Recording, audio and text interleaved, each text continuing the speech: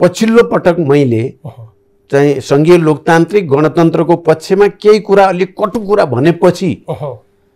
तथाकथित राजावादीहरू असाध्य उदण्ड अनैतिक र निकै तल्लो स्तरमा गिरेर क्रियाकलाप गर्ने कोसिस गरेका छन् ती इन्डिभिजुअल हो त्यो त्यसलाई मैले कुनै जनताको असन्तुष्टिको रूपमा हेर्देको पनि छैन हेर्दिन पनि तर पेड मान्छेहरू या केही त्यस्ता दास मनोवृत्तिका मान्छेहरूले गरेको उदण्डता तपाईले 2-4 दिन यताको हेर्नुभयो सोशल मिडिया भने प्रचण्डमाथि जे जस्ता कुरा गरिएको छ नि